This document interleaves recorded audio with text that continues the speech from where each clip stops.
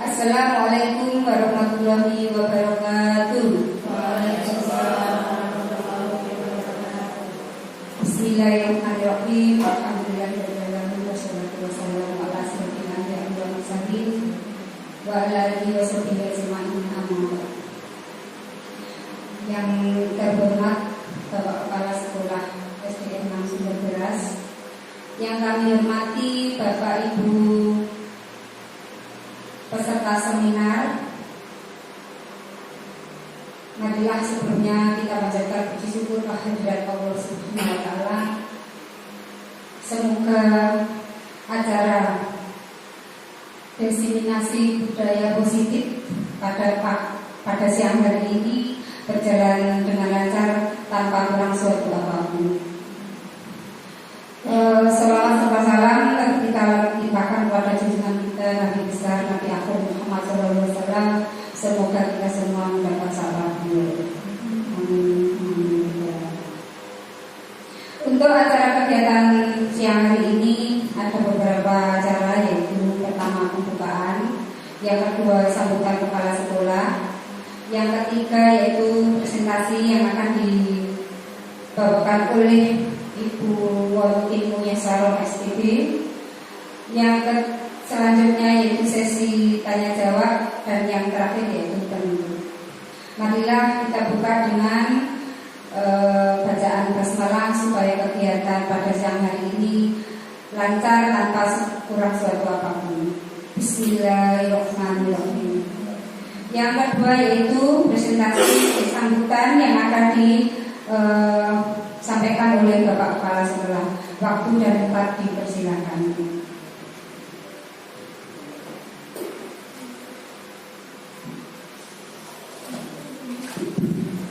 Baik, terima kasih atas waktu yang diberikan. Rekan-rekan sekalian, Bismillahirrahmanirrahim. Assalamualaikum warahmatullahi wabarakatuh. Alhamdulillahirabbil alamin. Assalatu wassalamu ala nabiyyina Muhammadin wa ala alihi wa sahbihi ajmain. Rekan-rekan sekalian yang berbahagia, puji syukur kita panjatkan kepada Allah SWT yang masih memberikan kita kesehatan dan kesempatan sehingga kita bisa hadir di siang hari ini belajar bersama, tentunya untuk meningkatkan kualitas kita sebagai pendidik. Mudah-mudahan acara ini mendapatkan keberkahan di sisi Allah SWT. Ilmu kita berkah, ilmu kita bermanfaat, anak kita menjadi anak yang baik. Salawat dan salam semoga senantiasa tercurahkan kepada junjungan Nabi kita Muhammad SAW, dan semoga kita dimudahkan untuk mengajarkan amal beliau. Kesempatan di siang hari ini dengan tema diseminasi budaya positif. Rekan sekalian, tentunya kita tahu bersama sebagai pendidik ada banyak faktor di mana tujuan dari pembelajaran, tujuan dari pendidikan itu berhasil. Di antaranya adalah terbangunnya budaya positif di lingkungan kerja. Budaya positif merupakan program pembelajaran yang membentuk karakter kepada anak kita, yang nantinya tentunya nanti akan dijelaskan secara gamblang oleh Bu Wantin dan membuka ruang diskusi kita bersama. Budaya positif tidak akan muncul pada sebuah lembaga itu kalau tidak berasal dari sebuah lembaga yang lingkungan sekolah tersebut terbina secara kondusif. Budaya positif tidak akan muncul dari lingkungan yang kurang. Jadi budaya positif itu dapat muncul dimunculkan sebagai program pembelajaran karakter kepada anak itu berasal dari lingkungan kerja yang kondusif, aman, tentunya nyaman bagi kita semua.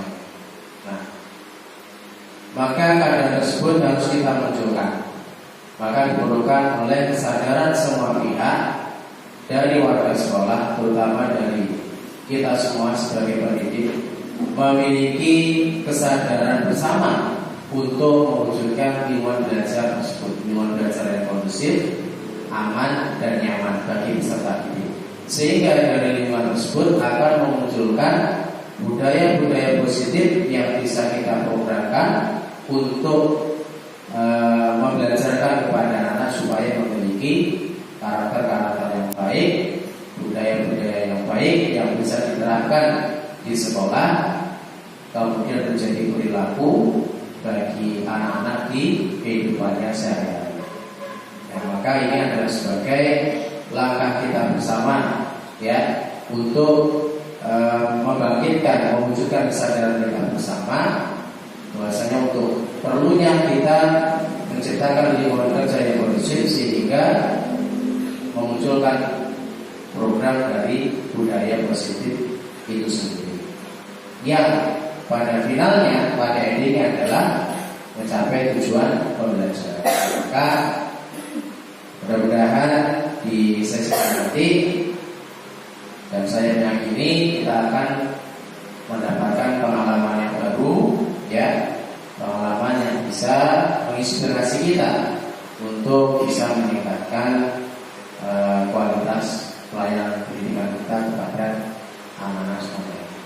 Terima kasih kepada Bupati dan rekan-rekan sekalian yang hadir dan turut berpartisipasi bersama pada program ini. Mudah-mudahan pada pertemuan ini bermanfaat.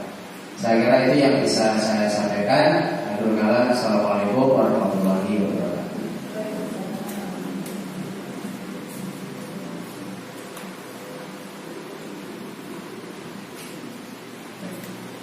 Disampaikan terima kasih. Acara yang kedua yaitu presentasi yang mana akan dibawakan oleh Ibu Wartini Mesaro, tempat dan waktu dipersilakan.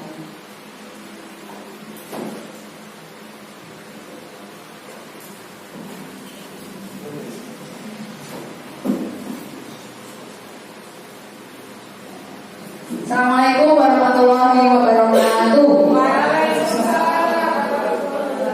Selamat siang Bapak Ibu. Alhamdulillah wa syukurillah wa la haula wa la quwwata illa billah. Allahumma shalli ala Muhammad wa ala ali Muhammad. Saya pertama-tama mengucapkan terima kasih dulu kepada Bapak Yakub selaku Kepala Sekolah SD Negeri 11 yang akan mendukung dalam acara pada siang hari ini, yaitu diseminasi budaya positif sesi berbagi modul 1.4 pendidikan guru penggerak angkatan ke-9. Yang kedua, saya juga mengucapkan terima kasih kepada rekan-rekan sejawat, guru-guru, bapak ibu guru hebat semua yang mana mau meluangkan waktunya untuk hadir pada siang hari ini dalam rangka sesi berbagi. Jadi sebetulnya ini adalah tugas individu saya ya Bapak Ibu, yang mana saya mengikuti pendidikan guru penggerak. Dalam pendidikan guru penggerak itu ada tugas untuk sharing. Jadi sebetulnya ini adalah sharing session. Jadi dari kemarin saya mendapatkan materi, lalu harapannya materi itu dapat disebarluaskan ke rekan-rekan sejawat. Bisa kita mulai? Bisa. Oke, silakan minta tolong Bu Iwi untuk play.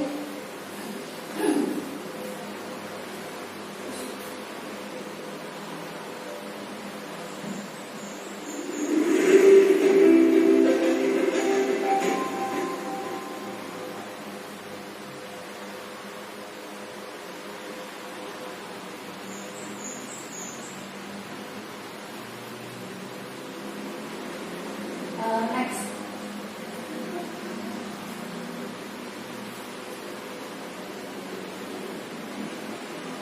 Jadi hari ini merupakan aksi nyata modul 1.4 dengan judul diseminasi budaya positif. oleh saya sebagai narasumber. Kemudian ini merupakan sharing session tadi seperti yang sudah disampaikan. Next.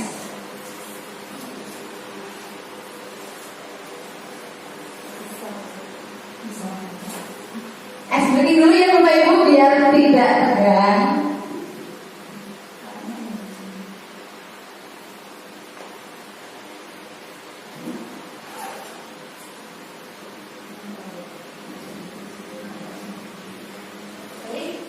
Boleh berdiri Bapak Ibu. Silakan Bu Wiwi di-play. Ini merupakan senam untuk melatih konsentrasi yang mana bisa kita terapkan di kelas kita masing-masing untuk melatih motorik anak juga. Nama senamnya ram-ram, ram-ram-sam.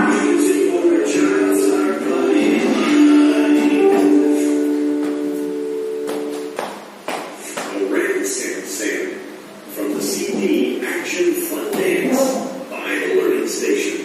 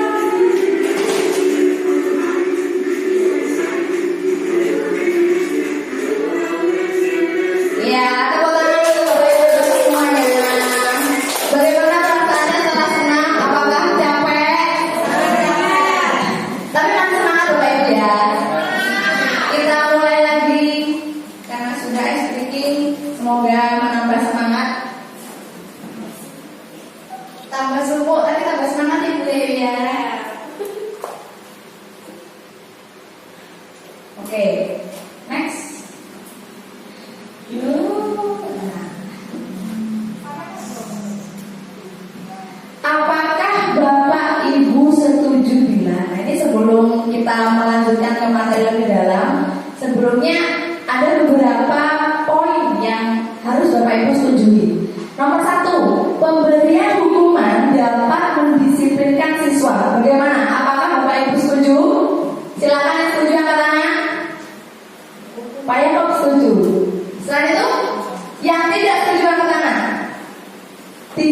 ada yang tidak berjawab, bisa berjawab. Golput ya. Mungkin Pak Eko bisa beri langsung kenapa kok setuju? Ya, setuju menurut saya karena hukuman itu tidak mengenakan bagi anak. Entah itu hukuman fisik, ya disuruh dipukul kakinya, dijewer, atau suruh bersihkan kamar mandi. Pokoknya hukuman-hukuman yang tidak menyenangkan bagi anak-anak. Nah, kemudian anak-anak akan berpikir secara matematis, kalau saya melakukan perbuatan yang memunculkan hukuman, saya yang rugi. Akhirnya mau tidak mau dia mengikuti supaya dia tidak dihukum. Nah, itulah disiplinnya di situ. Ya, terima kasih. Terima kasih luar biasa, teman dulu Bapak Eko. Selanjutnya tadi ada yang tidak setuju. Saya mau cek Bu Yusuf itu apa Yusuf? Oh tidak setuju. Boleh coba pendapat? Terima kasih. Mungkin saya berlawanan dengan pendapatnya Bapak Yakob. Pemberian hukuman dapat mendisiplinkan siswa. Saya kurang setuju. Karena apa? Bagi murid atau siswa yang karakternya anaknya itu memang punya tanggung jawab besar dalam meraih pendidikan, mungkin hukuman itu menjadi istilahnya kayak cambuk. Jadi kalau mereka dapat hukuman merasa jera, bagaimana saya di lain waktu saya tidak akan mendapat hukuman lagi karena itu baru kasasi. Tapi ada kalanya anak yang kurang mempunyai rasa tanggung jawab, istilahnya sekolah itu harus banyak faktor pendukung dari orang tua, dari lingkungan luar ataupun dari pihak sekolah. Jadi dia itu merasa kayak terpaksa. Jadi dia itu lebih memilih ke hukuman daripada istilahnya ya kewajibannya, karena dia berpikir, anak tersebut berpikir bahwa kalau saya sudah mendapat hukuman saya akan bebas dari istilahnya tugas. Terima kasih. Terima kasih, tepuk tangan untuk Bu Sri. Jadi kita tampung dulu jawabannya ya. Nomor 2 juga begitu. Pemberian hadiah meningkatkan prestasi siswa. Silakan angkat tangan yang setuju. Pak Eko setuju lagi. Bu Holly setuju. Bu Seda setuju.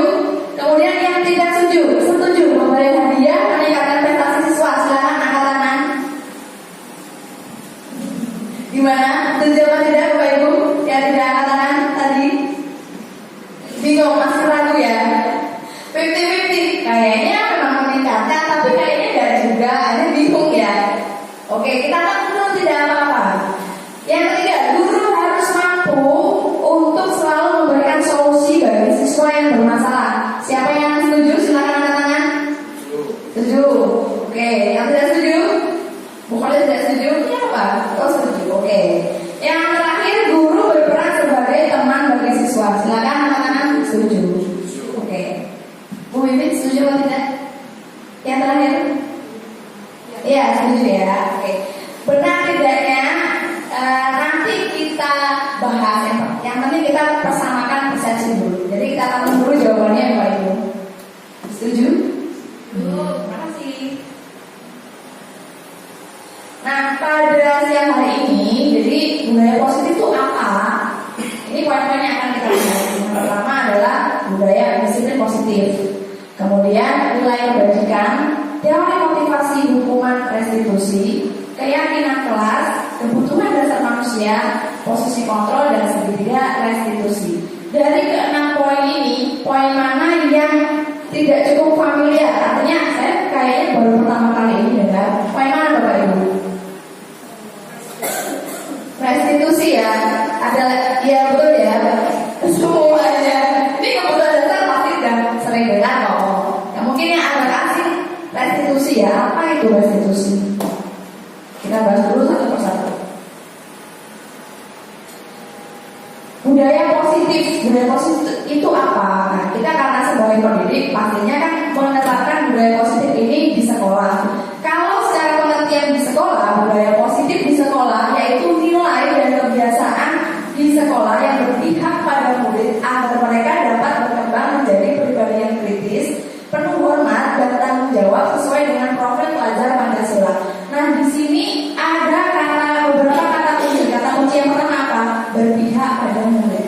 Kenapa takut sekarang itu pembelajaran selalu ditekankan berpihak pada murid, berpihak pada murid? Karena mengacu dari kurikulum kita yaitu kurikulum merdeka. Dan dalam kurikulum merdeka itu namanya saja kurikulum merdeka, berarti anak itu kan memang harus merdeka. Merdeka dari apa? Merdeka pendidikannya. Bagaimana pola di pendidikannya, sistem di pendidikannya harus merdeka. Salah satu di antaranya pendidikan di sekolah itu harus yang berpihak pada murid. Nah, ini menjadi sebuah paradigma baru, yaitu adanya profil pelajar Pancasila. Yang mana ada berapa dimensi Bapak Ibu? Ada 6 ya. Ada beriman kepada Tuhan Yang Maha Esa, berakhlak mulia, mandiri, bernalar kritis, berkebinekaan global, gotong royong dan kreatif. Ini saya kalau dihafalkan kan musik ya, biasanya enak dengan lagu. Saya mengajarkan ke anak-anak itu dengan lagu. Lagunya juga sudah cukup terkenal sebetulnya. Pelajar Pancasila beriman dan bertakwa pada Tuhan Yang Esa dan berakhlak mulia, berkebinekaan global, gotong royong mandiri, kreatif dan bernalar kritis. Nah, itu otomatis hafal. Jadi satu atau dua kali aja udah nyangkut. Walaupun kalau kita googling itu nggak urut, nggak apa-apa. Yang penting kan 6 dimensi tercukupi. Nah, itu salah satu win-win solution agar nempel ke anak-anak apa itu profil pelajar Pancasila. Karena kalau tidak diulang-ulang dan benar-benar dimasukkan ke dalam mereka itu mengingatnya pelajar Pancasila itu ketuhanan Yang Maha Esa, kemanusiaan yang adil dan beradab. Padahal kan beda. Itu seperti itu. Selanjutnya disiplin positif. Nah, dalam budaya kita makna kata disiplin dimaknai menjadi sesuatu yang dilakukan seseorang pada orang lain untuk mendapatkan kepatuhan. Kita cenderung menghubungkan kata disiplin dengan ketidaknyamanan. Karena kan tidak punya pilihan lain selain melakukan peraturan yang sudah dilakukan. Kalau tidak bagaimana? Biasanya kalau tidak bagaimana Bapak Ibu? Kalau kita tidak disiplin biasanya bagaimana? Mendapatkan sanksi atau hukuman begitu ya. Itu dalam budaya kita. Nah, kemudian disiplin positif merupakan salah satu cara penerapan disiplin yang bertujuan untuk menumbuhkan kesadaran serta memberdayakan peserta didik tanpa imbalan atau reward, ancaman atau hukuman. Nah, ini beda ya. Jadi kalau disiplin dulu yang kita tahu itu harus dilakukan, harus patuh dan cenderung merasa tidak nyaman, muncul rasa ketidaknyamanan. Namun disiplin positif yang akan kita bangun di sini adalah disiplin positif yang tumbuh dari dasar diri mereka sendiri, secara sadar melakukan tanpa imbalan atau reward, ancaman dan atau hukuman. Padahal kita tahu ya biasanya reward itu kan positif, reward itu kan bagus. Tapi ternyata reward itu bukan merupakan motivasi intrinsik atau motivasi internal. Artinya ketika anak melakukan sesuatu karena reward berarti bukan dari diri mereka sendiri, melainkan dari luar. Entah itu ingin mendapatkan pujian, entah itu ingin mendapatkan permen, entah itu ingin mendapatkan buku dan lain sebagainya. Nah, tentunya kita sebagai pendidik tujuan kita adalah untuk menciptakan anak-anak yang memiliki disiplin diri sehingga mereka bisa berperilaku dengan mengacu nilai-nilai kebajikan dan nilai kebajikan universal dan memiliki motivasi intrinsik bukan ekstrinsik. Nah, tadi ya, motivasi intrinsik yang kita tekankan atau internal, artinya motivasi dalam diri sendiri. Kalau motivasi intrinsik berarti motivasi eksternal dari luar, bisa berupa imbalan atau hadiah. Next. Nah, tadi kan ada kata nilai-nilai kebajikan. Sebetulnya apa nilai-nilai kebajikan itu? Jadi nilai-nilai kebajikan adalah sifat-sifat positif manusia yang merupakan tujuan mulia yang ingin dicapai setiap setiap individu. Dalam sebuah organisasi atau institusi itu pasti memiliki nilai kebajikan. Nah, nilai-nilai kebajikan tadi akan diuraikan menjadi keyakinan-keyakinan positif yang disepakati di suatu organisasi itu. Contoh, di sini ada organisasi The Seven Essential Virtues Building Moral Intelligence, ada empati, kemudian suara hati, kontrol diri, rasa hormat, kebaikan, toleransi, keadilan. Nah, ini kan adalah nilai kebajikan yang mana belum diuraikan nilai-nilai keyakinannya. Contoh, pada nilai kebajikan empati, apa yang bisa diuraikan? Kalimat positifnya misalnya menghormati orang lain yang sedang berpuasa ketika agama lain, atau menjenguk orang yang sedang sakit, itu kan bagian dari empati. Nah, nilai-nilai kebajikan ini akan diuraikan dan disetujui oleh suatu organisasi itu.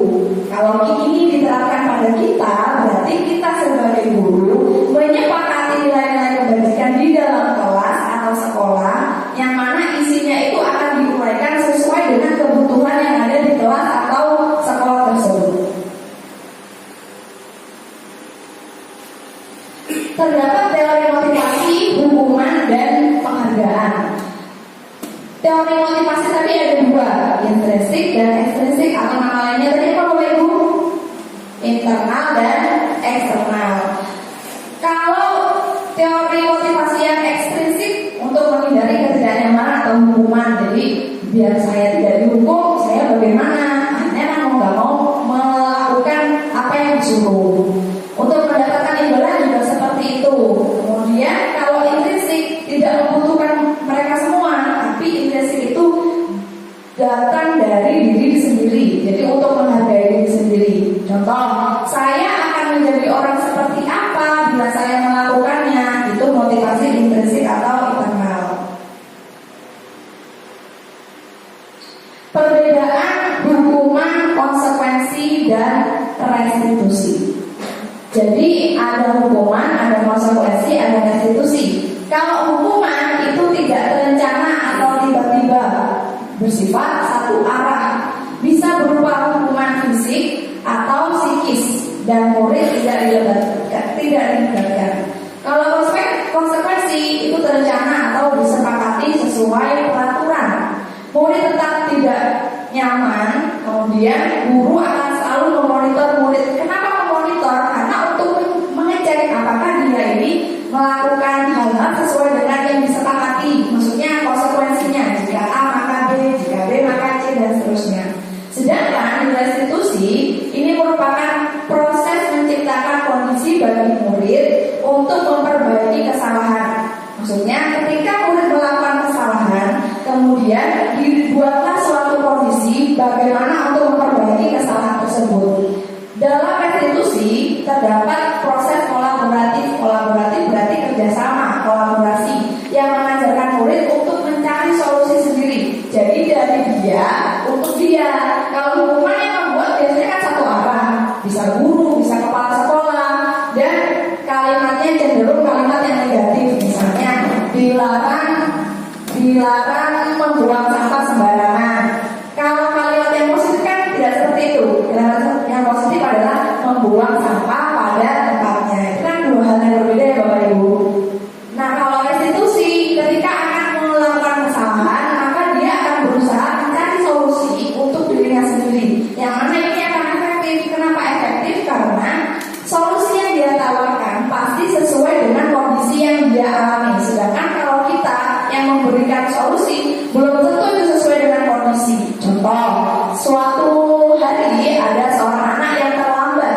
Kemudian kita kan pasti akan menanyai, kamu kenapa terlambat? Lalu jika kita tidak menerapkan restitusi, hanya satu arah, kita bisa memberikan solusi tanpa persetujuan anak itu. Contohnya, kalau begitu kamu besok pasang alarm saja di HP. Padahal belum tentu anak itu punya HP. Itu kan suatu solusi satu arah yang mana tidak sesuai dengan kondisi. Tetapi ketika si anak yang memberikan kondisi, yang menyesuaikan kondisinya lalu memberikan solusi, bisa saja solusinya seperti, baik guru, saya akan tidur cepat tidak lebih dari jam 9 malam, sesuai dengan kondisinya dia. Kita tidak tahu apa yang dia sedang alami, sehingga harusnya kita mencari solusi. Yang mencari solusi adalah si murid tersebut. Perbedaan hukuman, konsekuensi, dan restitusi. Apakah terlihat? Terlihat ya. Yang pertama saya bantu ya. Sesuatu yang menyakitkan itu jika hukuman. Sesuatu yang menyakitkan harus terjadi. Konsekuensi, sesuatu harus terjadi. Restitusi merupakan pilihan. Hukuman tidak nyaman untuk murid atau anak untuk jangka waktu panjang. Konsekuensi tidak nyaman untuk murid anak untuk jangka waktu pendek. Restitusi menguatkan untuk murid atau anak dalam jangka waktu panjang. Pada hukuman korban mendapatkan keadilan, pada disiplin bisa diabaikan, dan pada restitusi mendapatkan ganti. Pada hukuman murid akan tersakiti, pada konsekuensi murid akan dibuat tidak nyaman, dan pada restitusi murid akan mendapatkan penguatan. Pada hukuman perilaku pasif agresif akan meningkat, kemudian pada konsekuensi penguatan hanya bertahan dalam jangka waktu pendek, dan pada restitusi masalah akan terpecahkan. Pada hukuman sistem tidak akan berjalan bila murid tidak takut. Pada konsekuensi memerlukan monitoring dan supervisi terus-menerus dari guru. Sedangkan pada restitusi murid belajar bertanggung jawab untuk perilakunya. Hukuman berlaku hanya pada sebuah institusi, tidak berlanjut pada kehidupan nyata. Konsekuensi membantu penerapan mengikuti peraturan dalam masyarakat. Restitusi fokus pada pemecah masalah dalam jangka waktu panjang. Pada hukuman, contoh kalimatnya adalah peraturan adalah bla bla bla. Kamu harusnya bla bla bla. Misalnya peraturannya adalah masuk sebelum jam 7. Kamu harus datang pukul 6.45. Itu hukuman. Kalau konsekuensi, apa peraturannya? Mampukah kamu melakukannya? Kemudian di sini ada ucapan terima kasih. Pada restitusi, apa yang kamu yakini? Apa yang bisa kamu lakukan untuk memperbaiki masalah ini? Jadi solusi ditawarkan untuk anak sendiri. Pada hukuman, murid akan membenci peraturan, sehingga akan ada slogan yang Bapak Ibu, peraturan dibuat untuk dilanggar ya. Gak usah jauh-jauh, kita kalau lewat tembok ada peraturan padahal yang belok kiri ikuti syarat lampu. Tapi kenyataannya hampir semua orang malah belok kiri jalan terus. Bahkan kalau kita lihat orang yang mau belok kiri berhenti malah aneh, padahal dia seharusnya kan menaati peraturan. Nah itulah hukuman, karena tidak dari dasar diri sendiri, tidak ada motivasi intrinsik. Kemudian konsekuensi murid atau anak akan menghormati peraturan. Pada restitusi murid atau anak menghormati dirinya dan orang lain. Nah, hukuman bersifat negatif seperti ini kalimatnya. Awas kalau dilakukan lagi ya, tapi awas kamu, jadi bersifat mengancam. Sedangkan konsekuensi netral, lakukan apa yang saya katakan. Kalau restitusi ini bersifat positif. Apakah hal ini yang sesungguhnya yang ingin kamu lakukan? Pasti kan murid sudah diberikan pertanyaan seperti ini akan menjawab tidak tentunya, karena ya memang itu tidak, pastinya tidak ini dia lakukan. Sekarang kita terus dulu ya Bapak Ibu. Pertama, lari mengelilingi lapangan basket 2 kali karena terlambat di sekolah. Ini bawa pulpen, saya kasih sticky note ya.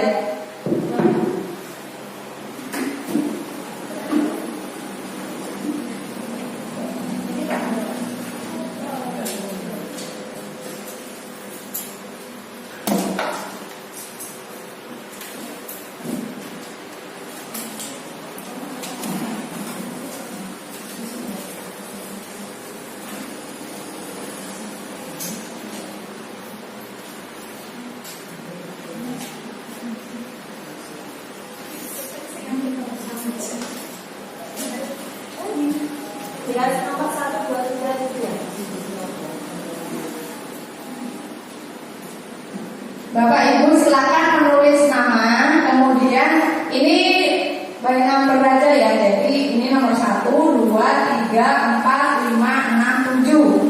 1, lari mengelilingi lapangan basket 2 kali karena terlambat hadir di sekolah. Menurut Bapak Ibu ini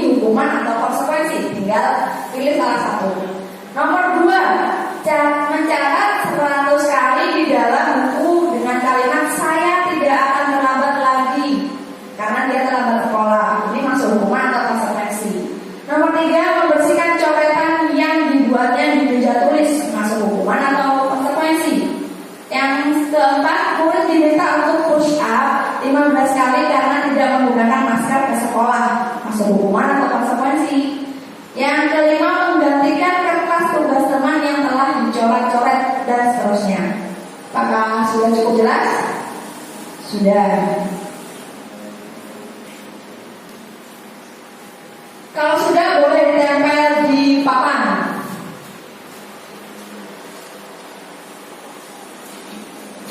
Papannya ini ada di bawah nggak apa-apa.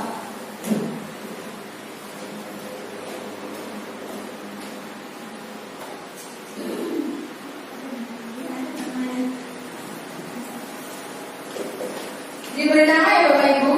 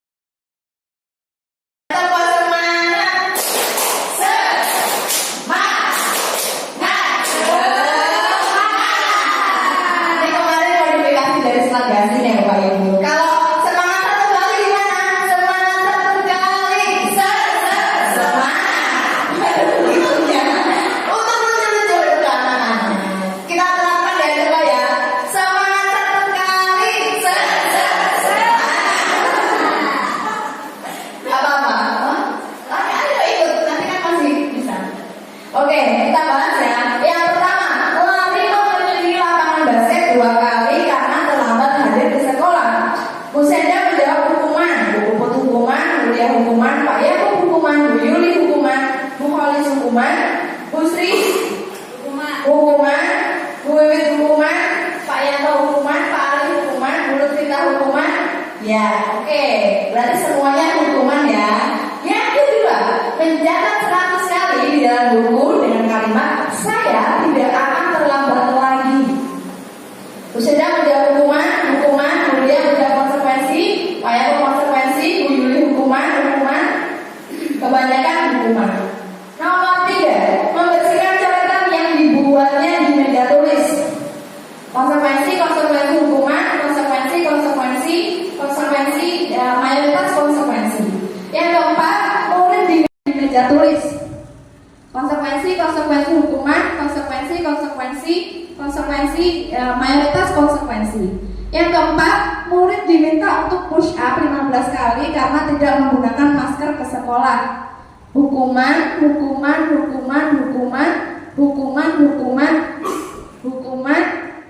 semuanya hukuman.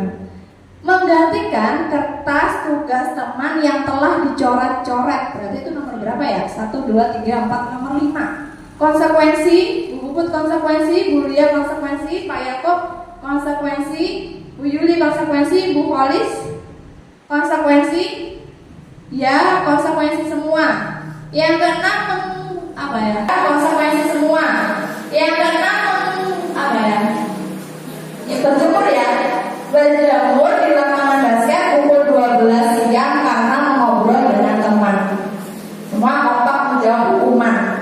Nih bayangnya wis pusing ya, berjemur di lapangan basket pukul 12. Pukul 12 aja panasnya sudah merota-rota, apalagi jam 12 bisa-bisa semuanya. Terus yang terakhir, murid diminta bertelanjang kaki sepanjang hari karena tidak menggunakan sepatu warna hitam sesuai peraturan sekolah. Hukuman Udah ada konsekuensi, hukuman. Ya, sekarang kita lihat jawabannya. Nomor 1 adalah hukuman. Mencatat 100 kali merupakan konsekuensi. Artinya konsekuensi tadi disepakati antara murid dengan guru. Tapi dalam jangka panjang murid akan tidak nyaman. Karena siapa yang nyaman menulis 100 kali? Ya, dengan kalimat saya tidak akan terlambat lagi. Ya, kalau dia punya uang beli pulpen lagi. Kalau tidak, kan menimbulkan masalah baru. Kemudian membersihkan coretan yang dibuatnya di meja tulis juga masuk konsekuensi.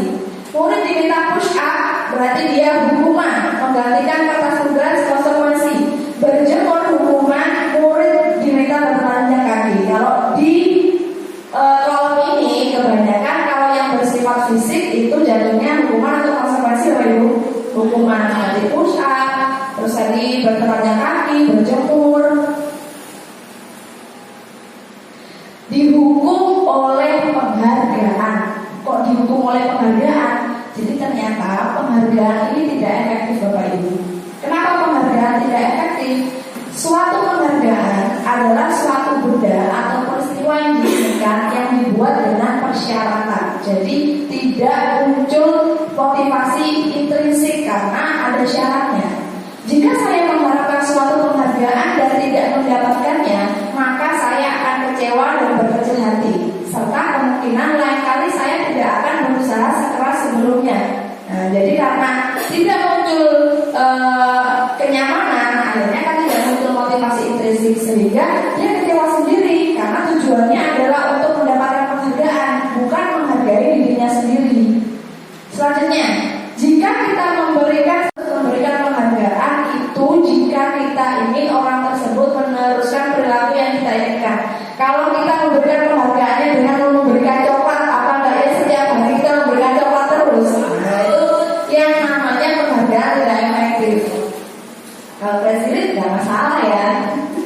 Selanjutnya, orang yang berusaha berhenti merokok atau orang yang berusaha diet menguruskan badan bila diberi penghargaan hampir pasti tidak akan berhasil. Orang yang akan diet karena dia mendapatkan penghargaan pasti tidak akan berhasil karena tujuannya untuk mendapatkan penghargaan. Tapi kalau tujuannya motivasi karena ingin lebih sehat, lebih langsing, lebih cantik, lebih gemoy, nah itu dia tidak membutuhkan penghargaan karena motivasi dalam dirinya sendiri sudah cukup kuat. Seperti itu. Ya itu penghargaan Bapak. Kemudian ya selanjutnya keyakinan kelas. Nah, sudah pernah mendengar Bapak Ibu keyakinan kelas? Pernah ya, ada yang pernah, ada yang belum. Kita biasanya familiarnya dengan peraturan kelas. Kalau begitu kenapa tidak peraturan kelas saja? Kenapa harus keyakinan kelas? Bedanya apa? Kan begitu ya. Mari kita bahas. Kalau peraturan kelas yaitu sebuah peraturan yang dibuat tanpa adanya kesepakatan. Seperti contohnya apa? Bisa memberikan contoh? Masuk sebelum pukul 7 Pak Yakob.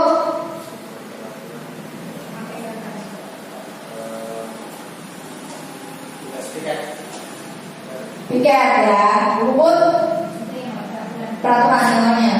dilarang buang sampah sembarangan. Dilarang buang sampah sembarangan. Bu Yuri? Dilarang mencoret-coret tembok. Dilarang mencoret-coret tembok. Tepuk tangan dulu untuk inspirasinya. Nah, keempat contoh tadi itu satu arah atau dua arah? Satu arah. Murid tidak memiliki pilihan untuk mengungkapkan apa yang mereka ingin sampaikan 100% dari ibu, dari bapak ibu guru. Kalau keyakinan kelas yaitu nilai-nilai kebajikan. Nah, ini muncul istilah baru lagi, nilai kebajikan universal yang disepakati. Universal itu maksudnya secara menyeluruh, kan universal bersifat umum. Berarti ini secara menyeluruh yang disepakati secara tersirat dan tersurat terlepas dari latar belakang, suku, negara, bahasa maupun agama. Pembentukan keyakinan sekolah atau keyakinan kelas. Jika kita adalah seorang guru kelas, maka kita harus membuat keyakinan kelas. Keyakinan kelas ini ini dibuat bersama-sama dengan semua anggota kelas untuk menyepakati apa yang menjadi nilai-nilai kebajikan dalam kelas tersebut. Jika levelnya sudah naik lagi, misalnya kepala sekolah, berarti bukan keyakinan kelas lagi, tetapi keyakinan sekolah. Nah, ini tahapannya berarti mengikut sertakan semua warga sekolah untuk menyepakati keyakinan apa yang ingin mereka buat. Yang pertama, keyakinan kelas lebih bersifat abstrak daripada peraturan karena lebih rinci dan konkret. Jadi abstrak itu karena mereka lebih rinci sesuai dengan kondisi mereka. Keyakinan kelas berupa pernyataan-pernyataan universal.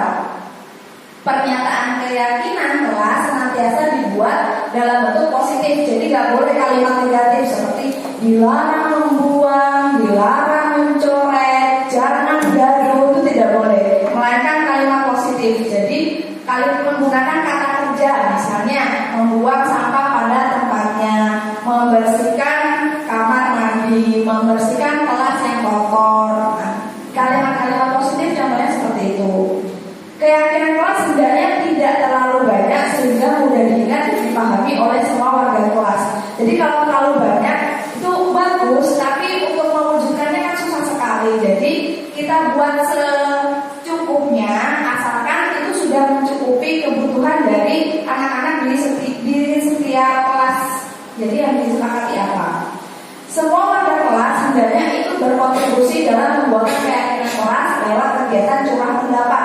Jadi kita misalnya kalau saya kemarin memberikan sticky note seperti ini, kemudian dikumpulkan di depan, lalu kita bahas satu persatu keyakinan kelas apa yang ingin disepakati di kelas itu. Kemudian bersedia meninjau kembali keyakinan kelas dari waktu ke waktu. Jadi keyakinan kelas tidak bersifat permanen, bersifat temporer, akan berubah sesuai dengan kebutuhan, sesuai dengan kondisi. Mengapa? Karena segala sesuatu itu kan bersifat dinamis. Jadi tidak mungkin peraturan sekarang itu akan sama dengan 2-3 tahun lagi. Mungkin ada perbedaan dan itu sah-sah saja. Bisa ditinjau kembali apakah masih relevan atau tidak. Nah, ini kemarin saya membuat ada video keyakinan kelas. Di sini ada nilai kebajikan disiplin. Yang kedua, tanggung jawab. Yang ketiga, kasih sayang. Yang keempat, keamanan. Yang kelima, kebersihan.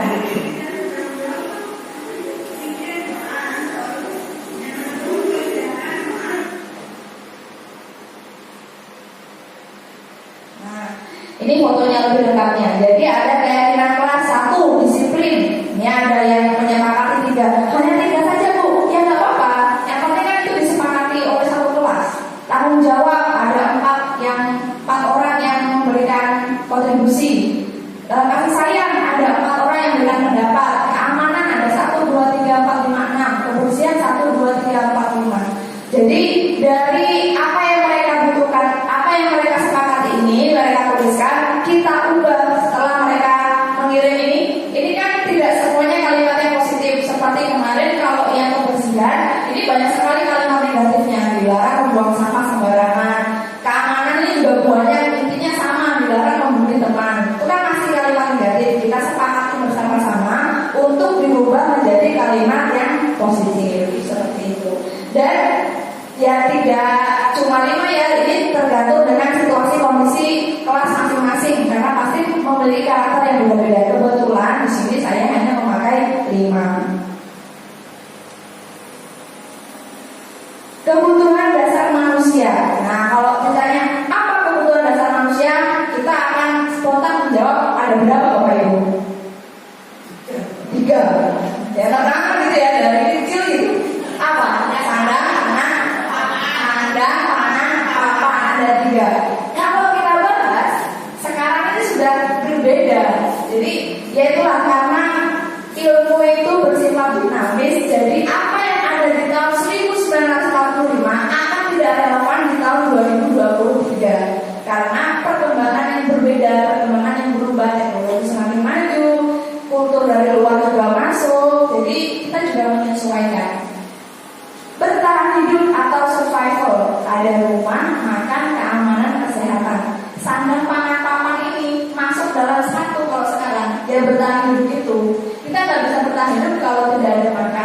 tidak ada rumah, tidak ada keamanan, tidak ada kesehatan. Yang kedua, kasih sayang dan diterima, merasa diterima, dipedulikan, berbagi, kerjasama, menjadi bagian dari kelompok, itu merupakan bagian dari kebutuhan dasar kasih sayang dan diterima. Berarti seperti kegiatan pada siang hari ini, kan berbagi, kerjasama, dipedulikan, merasa diterima. Berarti di sini rasa kasih sayang dan diterima kebutuhannya terpenuhi. Selanjutnya penguasaan atau power, harga diri, keinginan untuk dianggap, memimpin, berprestasi, diakui, didengar, itu masuk ke kebutuhan penguasaan atau power. Kebebasan atau freedom, mandiri, memiliki pilihan, mencoba banyak hal baru, mampu mengendalikan dirinya. Yang terakhir kesenangan atau fun, ini kesukaan kita semua ya, rekreasi, bermain, humor, bercanda, antusiasme, tertawa, itu masuk ke kesenangan atau fun. Lanjut ya. 5 posisi kontrol guru. Jadi posisi kontrol guru itu ada 5 Bapak Ibu. Yang pertama penghukum, yang kedua pembuat merasa bersalah, yang ketiga teman, yang keempat pemantau, yang kelima manajer. Saya tanya dulu ya, dari kelima ini yang mana yang asing atau semuanya cukup familiar? Apakah ada yang asing? Manajer ya. Kalau selama ini Bapak Ibu cenderung kemana? Teman. Ada lagi? Pemantau. Kita memantau terus ya mesti ya. Ini beres apa enggak ini? Ada lagi? Penghukum mungkin ya. Membuat rasa bersalah itu juga. Kadang-kadang kan kita, kamu tidak kasihan ya sama ibu ya. Ibu sudah capek-capek ngajar kalian gitu ya. Si anaknya, iya bu saya merasa. Ada muncul rasa bersalah. Ini sebetulnya tingkatan Bapak Ibu, tingkatan dari yang terendah sama yang tertinggi. Yang tertinggi itu yang mana? Yang tertinggi itu yang manajer. Kita bahas. Contoh penerapan posisi 5 kontrol. Misalnya kasusnya siswa tidak memakai atribut lengkap saat upacara. Kalau kita sebagai penghukum, maka kasih dia hukuman. Apa? Hormat kepada bendera merah putih sampai istirahat. Gue pingsan, gue gak mau tahu, pokoknya kamu harus hormat. Itu penghukum, satu arah. Yang kedua, membuat merasa bersalah. Berapa kali Bapak Ibu harus memberitahu kamu, kamu tidak tahu-tahu ya, kamu selalu membuat hati Bapak Ibu kecewa. Nah itu membuat rasa bersalah. Dengan kalimat-kalimat seperti itu, otomatis si anak pasti akan merasa bersalah. Tidak mungkin tidak. Kalau teman, kalimatnya tolong bantu Bapak Ibu ya sekali ini, atau lain kali jangan berbuat seperti ini lagi ya. Ini sebagai teman. Ini mungkin sering sekali kita lakukan ya.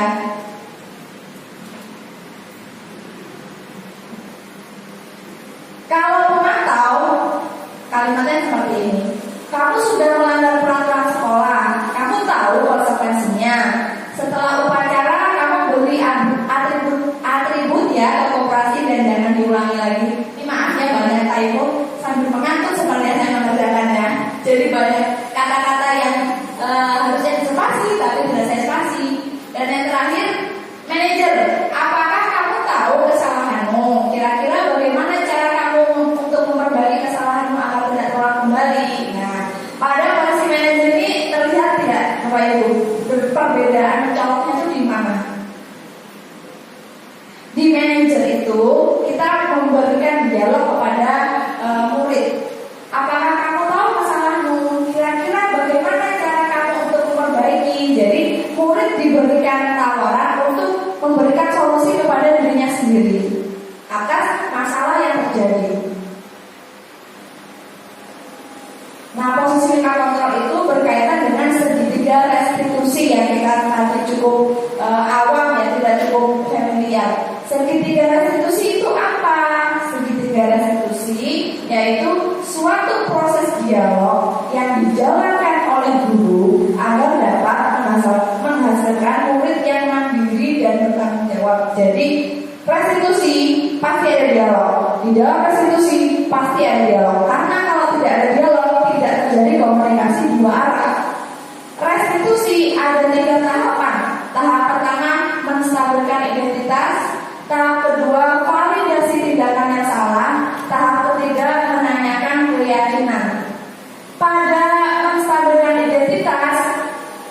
Misalnya, suatu anak kan ada permasalahan. Pertama-tama berarti kita stabilkan identitas dulu. Kenapa ini perlu dilakukan? Agar anak tidak kehilangan identitasnya. Contohnya, setiap orang, misalnya ada anak yang salah begitu ya katakanlah, kemudian kita stabilkan identitasnya. Setiap orang pasti pernah melakukan kesalahan. Kamu bukan satu-satunya yang pernah melakukan ini. Saya pun juga pernah melakukan ini. Nah, itu kan distabilkan. Akhirnya murid tidak merasa dia yang paling misalnya paling nakal atau paling jahat atau paling apa, karena ada penguatan di sini. Identitasnya distabilkan bahwa dia bukanlah satu-satunya orang di dunia ini yang pernah melakukan kesalahan. Kesalahan adalah hal yang wajar, semua pun pernah melakukannya. Setelah semua sudah stabil, kemudian lanjut ke validitas tindakan yang salah. Kita bisa kuatkan dengan kalimat, kamu tentu punya alasan mengapa melakukan itu. Adakah cara yang lebih efektif untuk mendapatkan apa yang kamu butuhkan? Nah, pada poin ini, murid akan mengungkapkan mengapa alasan melakukan kesalahan itu. Misalnya ketika dia bertengkar sekalipun, alasannya kenapa? Alasannya karena saya merasa marah dulu, orang tua saya diejek, dipanggil namanya, biasanya seperti itu. Lalu kemudian kita menanyakan keyakinan kelas apa yang telah kita sepakati. Tadi kan nyambung ke keyakinan kelas, kan kita buat banyak ya Bapak Ibu. Nah, di keyakinan kelas itu kan dijajar sama anak-anak. Kemudian ketika anak-anak melakukan kesalahan, kita tanya kembali, kira-kira kamu melakukan pelanggaran keyakinan kelas atau tidak? Pastinya kan akan menjawab, ya saya melanggar. Nilai kebajikan mana yang kamu langgar? Misalnya bertanggung jawab, disiplin, atau kebersihan. Lalu kita tawarkan lagi, solusi apa yang akan kamu lakukan agar ini tidak terulang kembali. Maka siswa akan memberikan solusi sesuai dengan kondisi siswa tersebut. Kamu yang menjadi orang yang seperti apa? Seperti itu. Contoh kasus, Eno adalah murid kelas 5. Ia telah datang terlambat 3 kali dalam sebulan karena bangun siang. Ia beralasan datang terlambat karena begadang menonton bola. Padahal hari itu adalah hari dilaksanakannya ujian tengah semester. Ini kemarin saya syuting dengan murid saya.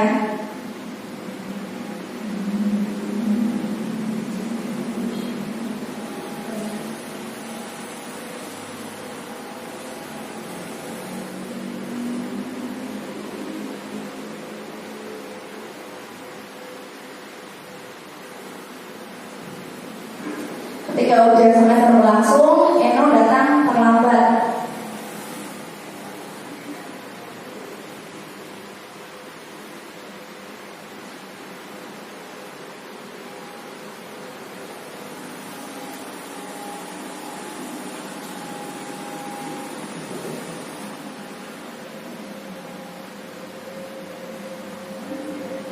Bisa tolong dibantu nanti teks-teks.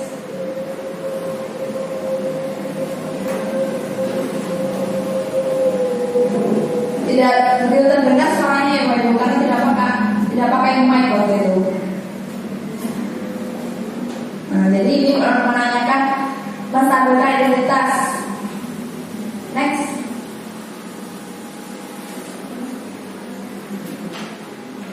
Setiap orang pasti melakukan kesalahan, saya pun juga.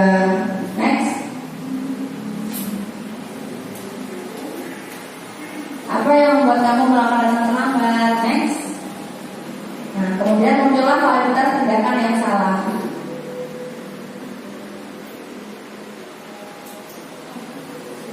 Oh begitu, karena dia menonton bola katanya. Kamu telah melakukan pelanggaran keyakinan kelas. Keyakinan apa yang dilanggar?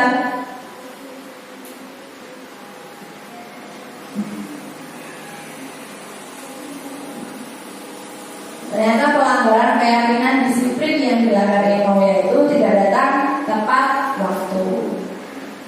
Jadi ketika anak melakukan sebuah kesalahan, kita tidak boleh langsung hukum Bapak Ibu, melainkan kita harus melakukan yang namanya 3 tindakan tadi yang kita sebut segitiga restitusi.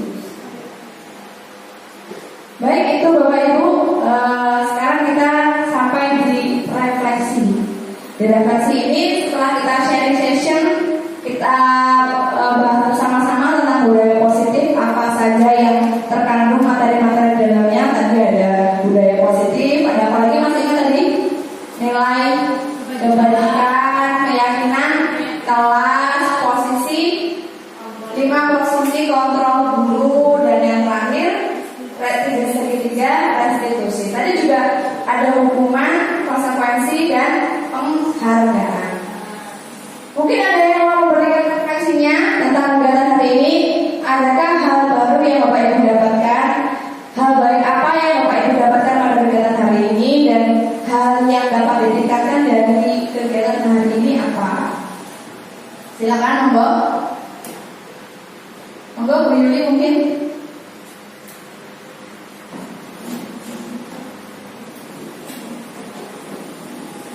Terima kasih kesempatannya yang diberikan kepada saya untuk menyampaikan refleksi apa yang saya dapatkan pada siang hari ini.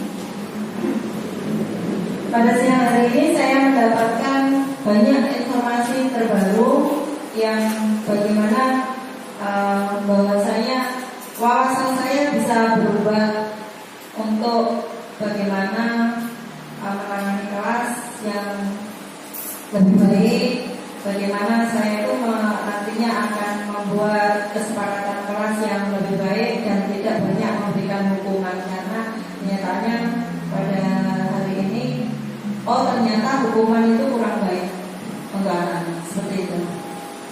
Luar biasa, tepuk tangan untuk Bu Yuli. Selanjutnya apakah ada lagi yang mau memberikan refleksi dari sini? Mungkin ayahku. Terima kasih atas waktu yang diberikan. Refleksi pada siang hari ini atas presentasi dari Bu Watin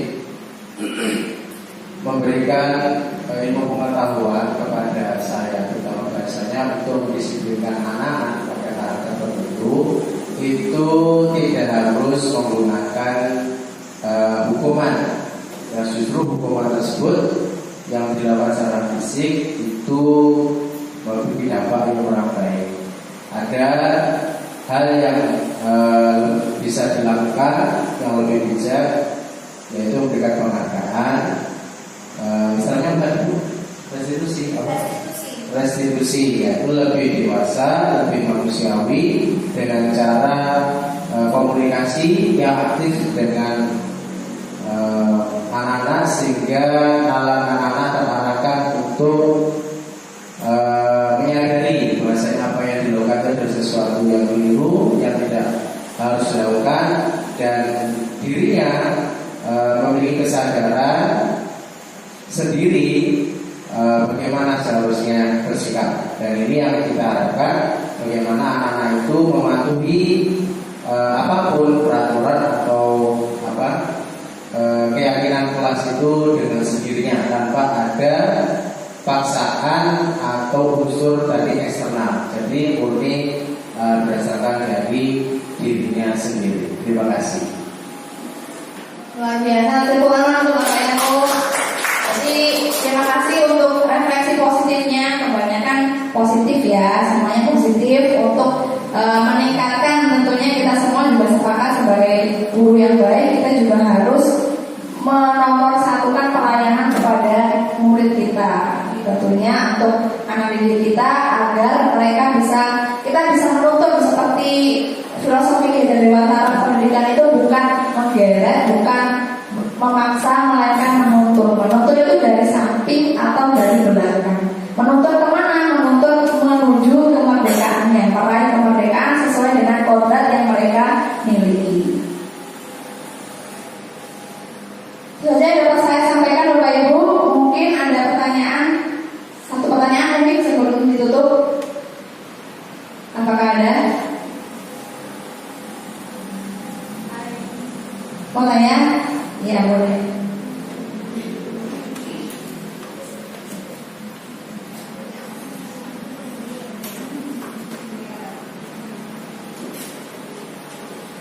Mau tanya Bu Botin,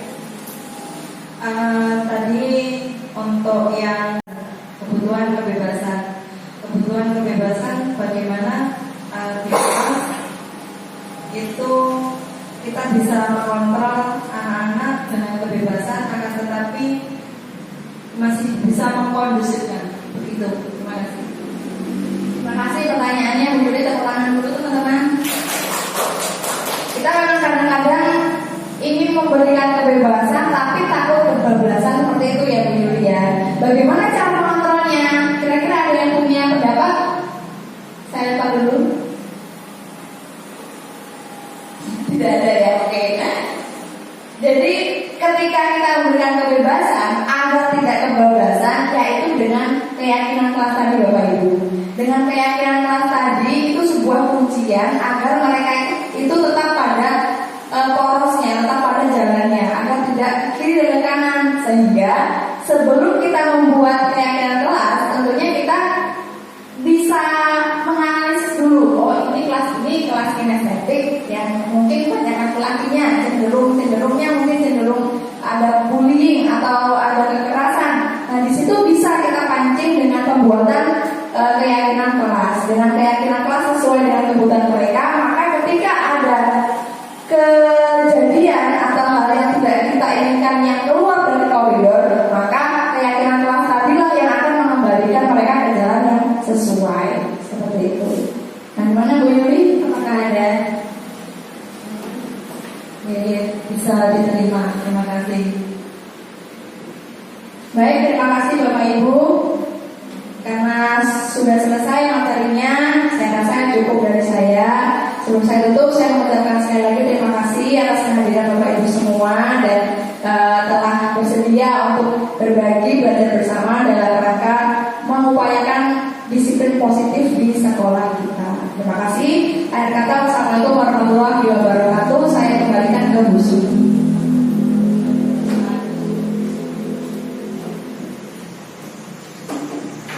Itu tadi presentasi oleh Bu Tim Saintimnya Sarwa yang sudah dipaparkan pada mereka dengan semangat, jelas, seolah-olah tidak ada kendala ini ya.